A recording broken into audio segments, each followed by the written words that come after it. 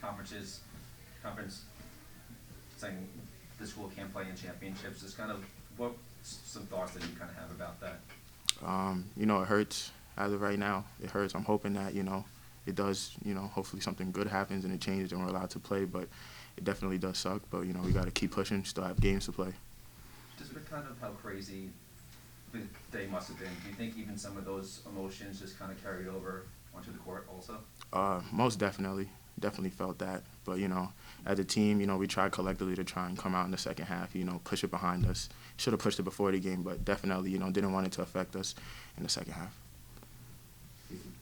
How did you find out about it? Was it through social media? Was there a team meeting? Yeah, it was a team group chat text, and then we had a meeting right after.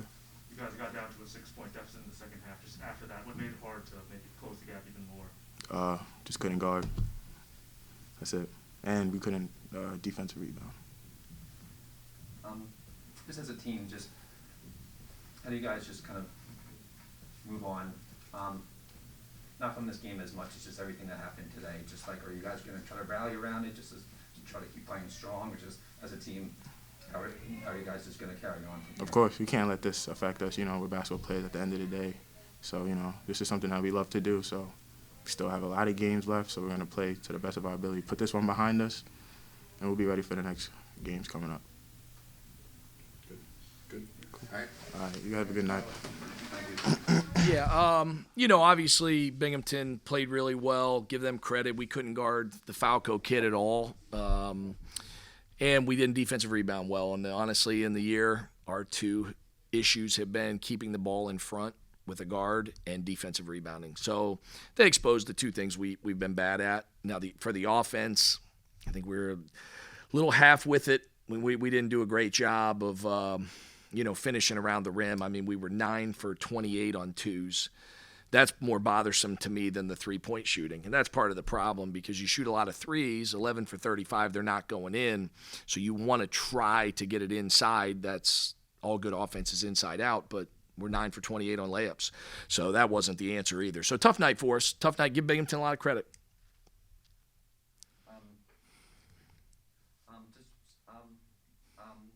Just prior to diving into the actual game, just obviously your thought, just what your thoughts about what happened this morning at the conference.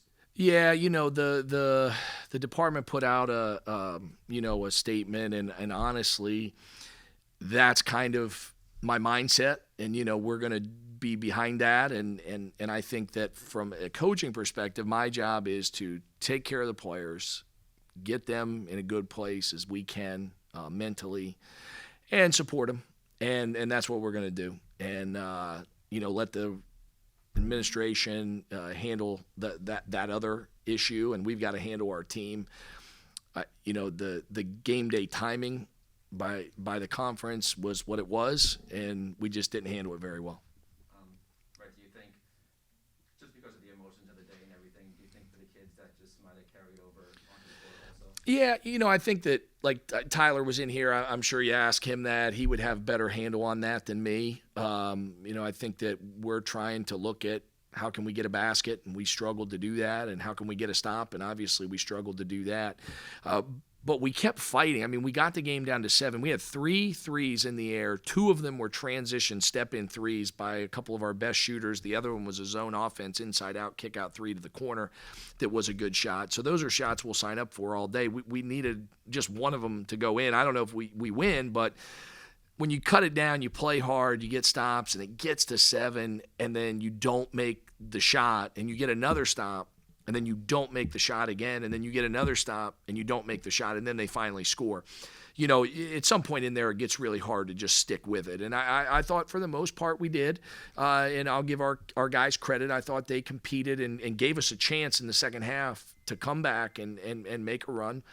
But clearly it wasn't near enough. With that, there, like I said, there are two issues we've had all year, and they bit us bad on defense. And we've been a good scoring team. I mean, 61. We've scored over 80, I think, 6 times this year. So this is a game for us to win. It's got to be 81-77 because we're not going to stop them a lot more than we did just based on personnel. That's the reality. I mean, we beat them up there. It was because we outscored them. And tonight our offense just couldn't buy a basket. I mean, you go down our stat sheet. I thought Tyler had a whale of a ball game. I thought he competed his heart out. And I thought a couple other guys really competed hard. But there weren't a lot of guys that had necessarily their A game today. And just how do you keep the guys just focused and trying to take it game by game, just obviously with all these unknowns going on? Yeah, I think for us, we haven't lost back-to-back games since we played Kansas, who was ranked number 3 in the country. So we've been a prideful group. We've had some defeats. We've had some, blowouts, and we've always responded. I mean, we got beat by Wagner by 40. We turned around and beat Hofstra for only the 6th time, in school history, the next game. So our guys have been prideful, man. They've bounced back from defeat well, and that's what we're going to have to focus on. That's who we've been all year. Let's make sure that's who we are on Saturday, and it'll be a tough task. I mean, NJIT's got a nice team, and they've got a couple guys that can really, really score the ball. So we'll need to be a lot better on both ends.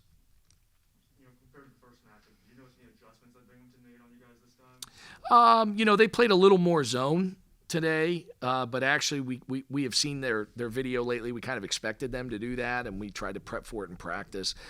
But again, it was more the 2-point shooting that hurt us in the zone than the 3-point shooting. I mean, not that 11 for 35 is awesome, but if you're going to be 9 for 28 on layups, you don't ever get the defense to suck in to get even more open looks. So I just felt like around the rim offensively is where we lost the game on a day where we needed to be 15 or 16 of 28, which is around what we normally would be. I think the stat sheet looks a lot different because you get around the basket, you make a layup, you're more likely to make a 3.